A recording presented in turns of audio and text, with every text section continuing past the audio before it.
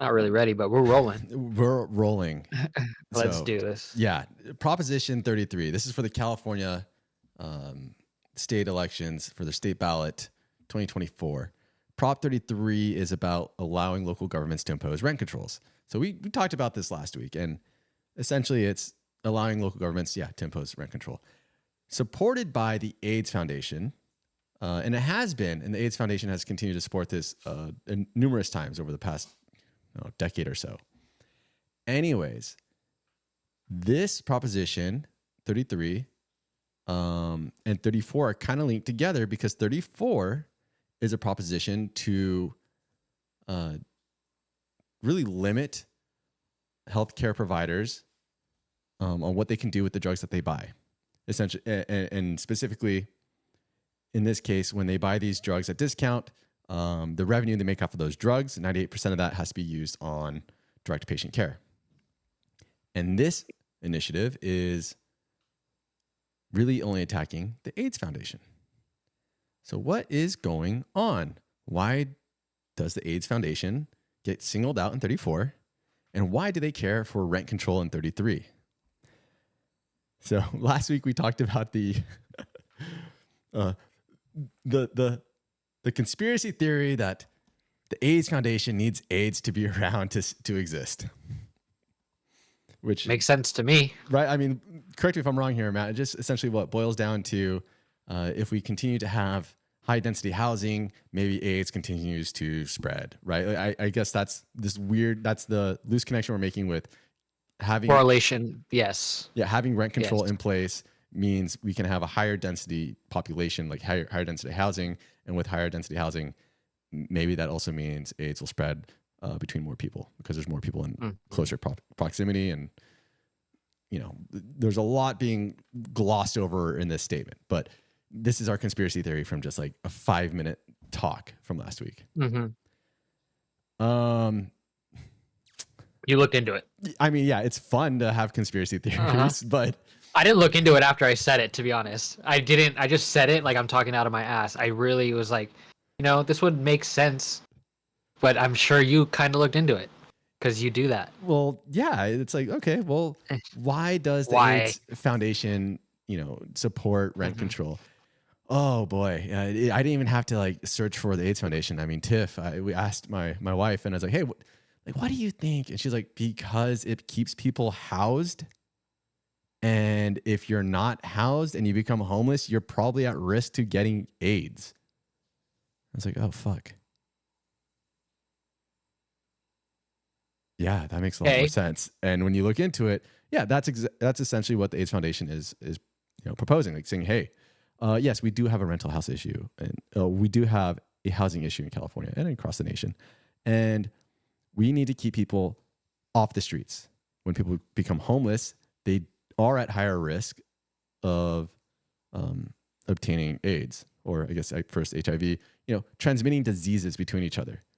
There is a higher risk to transmitting diseases when you are homeless. Therefore, one way to help prevent people from getting HIV AIDS is to prevent them from being homeless.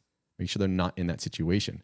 Therefore, the AIDS Foundation seems to be a proponent of rent control that way to make sure people aren't priced out of the housing market or the rental market. I have a small rebuttal to that. If he is so wanting that because he wants to prevent AIDS, why is there this proposition that is almost inferring that all the money that goes to him doesn't go to patient care? Like, if he's not supporting HIV/AIDS patients, why is he funneling money into housing propositions on state legislators? He also has a lot of people that you kind of mentioned that don't like him. Really don't like him. Now, the proponents, and we're talking about Prop 34, which is really attacking the AIDS Foundation, right? Like you just brought up, it seems like there's a lot of money. The way this is, the proposition has been brought up, it seems like, oh, the AIDS Foundation has all this money they're not using on patient care, apparently. Can or cannot be true. I don't know. But what I do know is that and you brought this up last week when we talked about it. This is essentially the policies being used. I don't want to say maliciously. You said it in a Weaponization. weaponization Mhm. of policy. Yeah, pretty much. And if the core of the issue is, hey, I don't like big organizations using their money and their resources to influence politics, well, this is not that bill. And I say that because this only attacks and only affects the AIDS Foundation. And I think Mhm. that is specific. I think what is going on is the people who don't appreciate the AIDS Foundation for pushing rent control have pushed Prop 34 as a retaliation. I mean, look who is in support of Prop 34. California Apartment Association, ALS Association? Oh, okay. California Chamber of Commerce, California Republican Party. I mean, I think Chamber of Commerce, Republican Party, and the California Apartment Association, I think we can make a safe assumption that they don't want rent control to be restricted. They don't want there to be any really restriction on what you can charge for your rent. It's how you make money. It's how you can make a profit. If you're restricted, then you're lowering your margins. And that to me is Mhm. a very conservative perspective. So to them, and I'm going to use the Republicans as the group, the them for this case, Sure. which isn't, I mean, you can see the supporters here. There's more than just the Republican Party. Anyways, so they don't like a large organization pushing a policy that they don't, that they essentially hate, rent control. What's the issue though? To me, the core issue is a large organization being able to funnel a lot of their money, a lot of resources into a policy. That is my problem.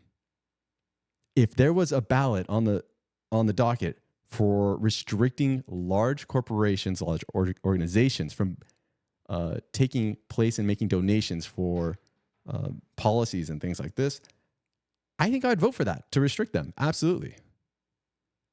But this isn't that. And because this isn't that, and because this is definitely at least to me, seems to be just a direct, not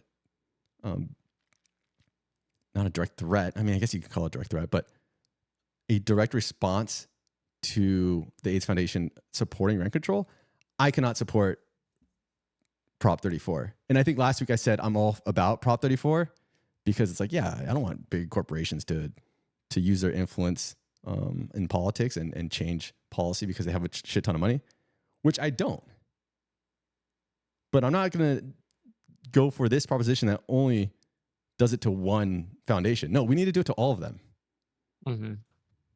And I think that when I had that finally hit me in the head, I was like, oh, I need to bring this back up and just get this off my chest because I didn't see it the first time. How many other people are going to read through this and not notice that either? That what? That it only attacks one foundation? Yeah. Because when you read not. it sounds great. I think it does sound great. Prop 34 sounds kind of awesome on the face of it. It requires certain providers to spend 98% of revenues from federal discount prescription drug program on direct patient care. Who doesn't want more spending on direct patient care? That sounds amazing. But this is definitely not the way to get there. Weaponization of policy. Yeah, it seems so. And I feel like I got had that I didn't recognize Uh-huh. this a week ago, that I couldn't kind of see through it.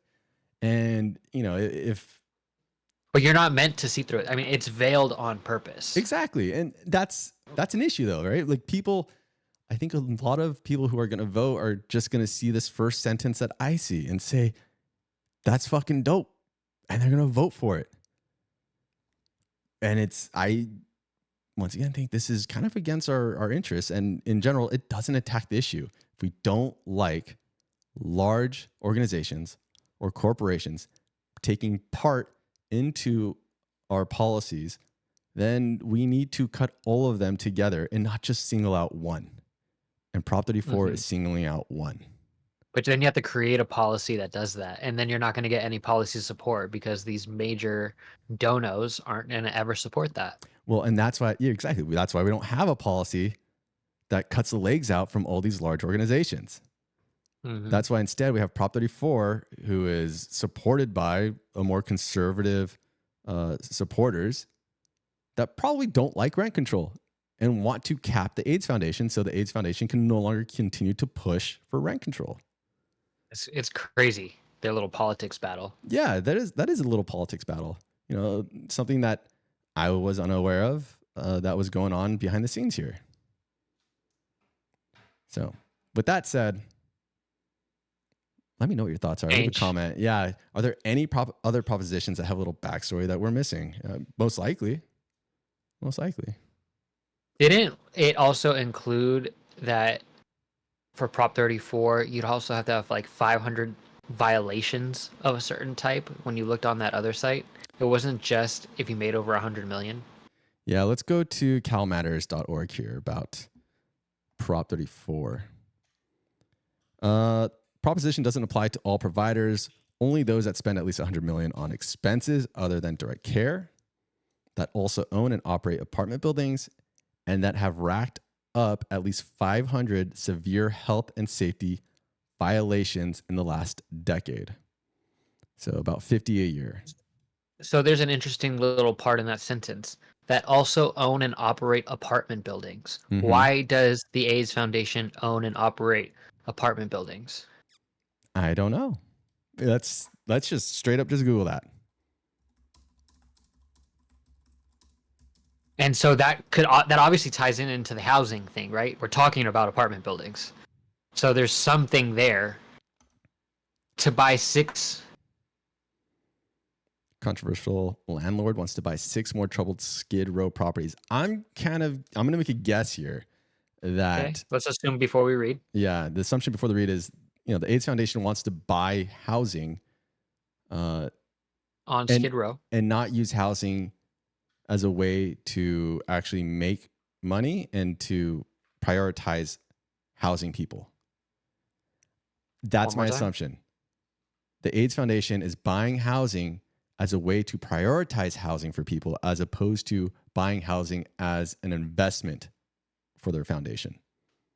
Okay. So this would be more, to me, I'm guessing this might be more of an expense for them. I could be fucking wrong.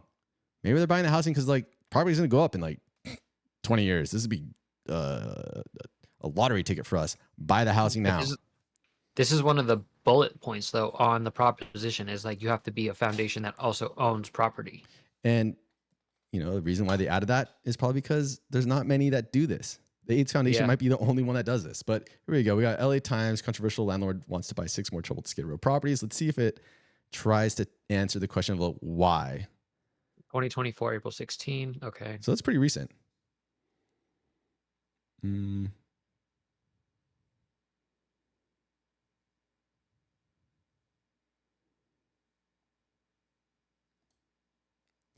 foundation will continue to operate the buildings, half of which are single-room occupancy hotels and the other half efficiency apartments as permanent housing for formerly homeless residents.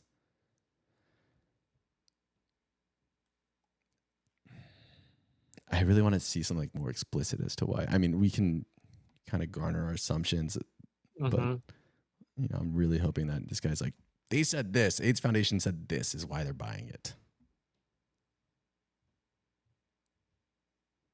Since 2017, it has bought 16 properties with 1,500 units in and around Skid Row.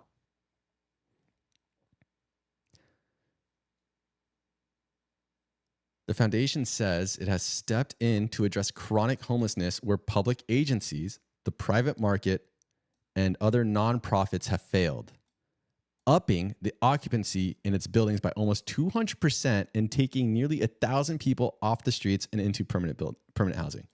So, I mean, I think whether you believe them or not, the AIDS Foundation is publicly telling us we want to do more to help with the homelessness problem. And once again, probably because it does have some effect, downstream effect to people who contract HIV and AIDS. Mm-hmm. So I think that's kind of this is what I was looking for. Really, was this paragraph? He's trouble. Let's see what else it says here.